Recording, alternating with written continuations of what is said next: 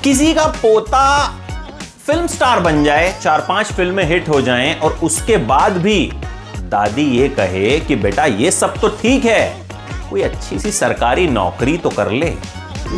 आपने film 3 idiots देखी है?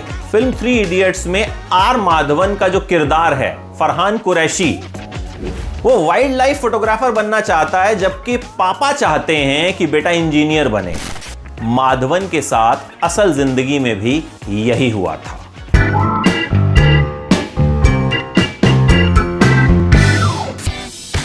जमशेदपुर में पैदा हुए। उस वक्त जमशेदपुर जो है वो बिहार में होता था, अब झारखंड में है।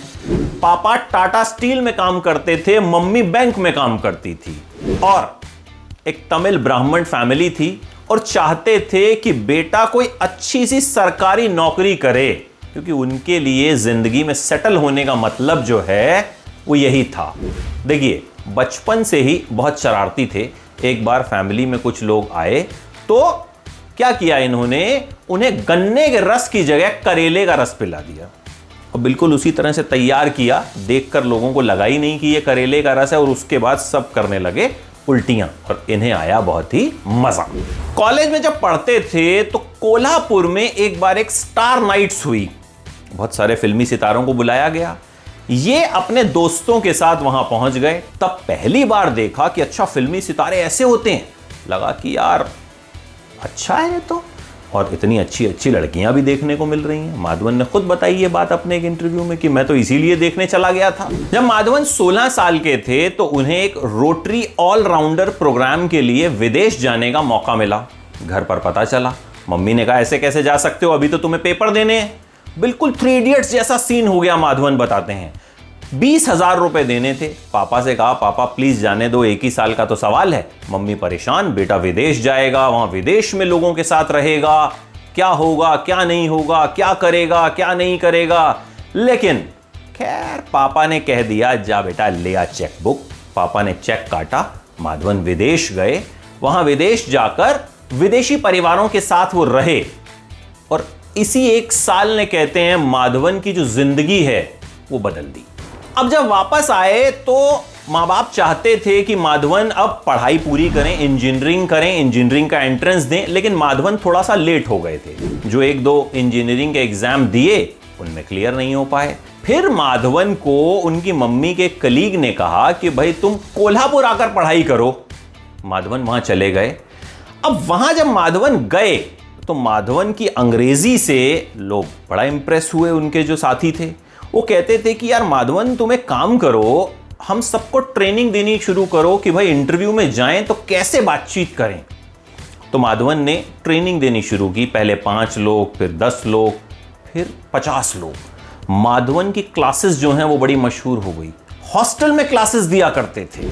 वहीं उनके एक दोस्त की कजन से उनकी मुलाकात हुई, सरिता। पहली नजर में दोनों को जो है एक दूसरे से प्यार हो गया, और बाद में जाकर सरिता जो हैं माधवन की पत्नी बनी। भाई हुआ ये कि वो एयर होस्टेस बनना चाहती थी, माधवन से ट्रेनिंग ली, सेलेक्ट हो गई, फिर थैंक यू कहने आई और कहा कि चलिए आपको डिनर करवाती हूं।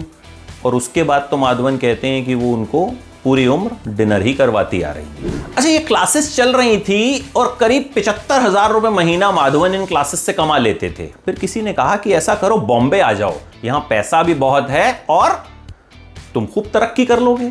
तो माधवन पढ़ाने के लिए, ट्रेनिंग देने के लिए मुंबई आ गए।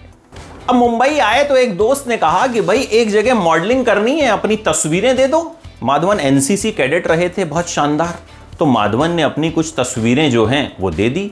थर्सडे को तस्वीरें दी और फ्राइडे को उनके पास कॉल आ गया कि भैया आ जाओ। विवेक बहल का कॉल आया, कहा कि भाई 1 दिन के 2500 रुपए मिलेंगे और 2 दिन का शूट है। उन्होंने कहा रोल क्या होगा?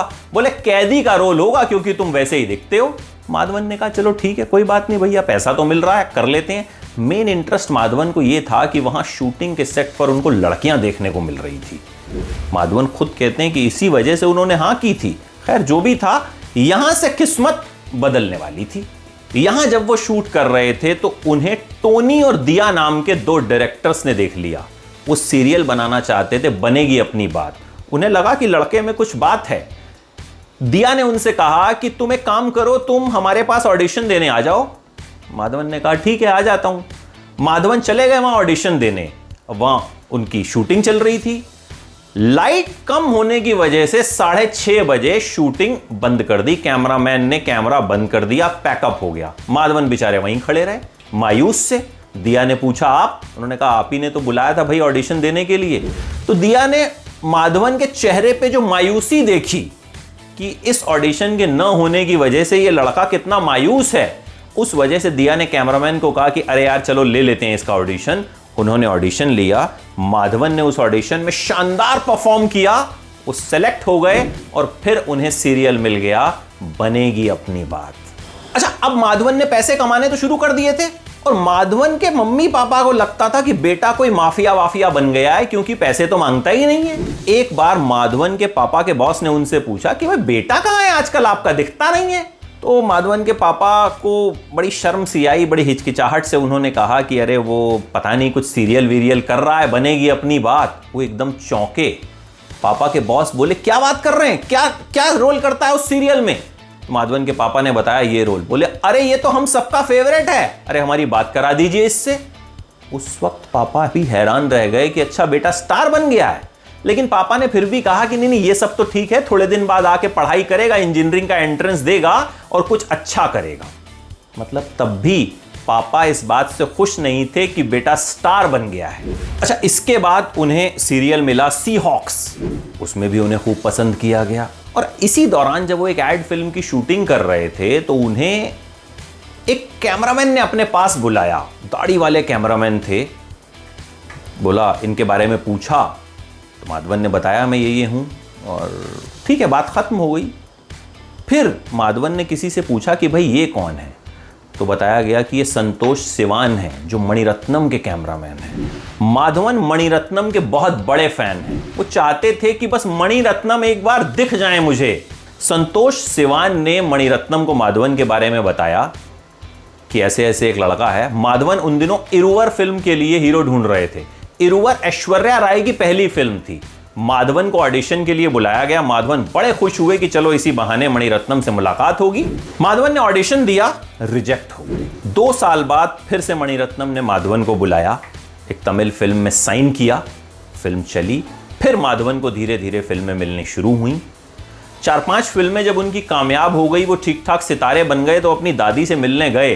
तो दादी ने कहा बेटा ये सब तो ठीक है, अच्छी सी सरकारी नौकरी कब करेगा तू?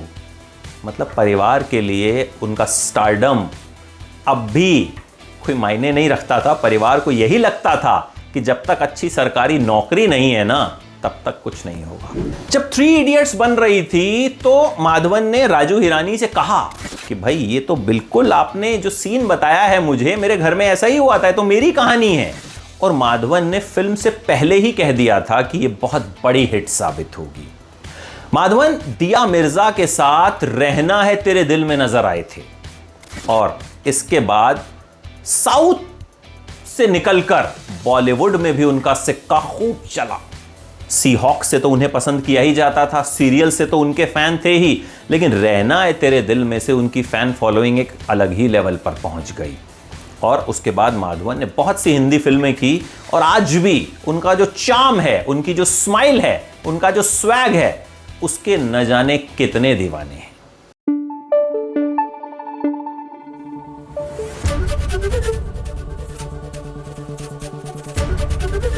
एबीपी न्यूज आपको रखे आगे।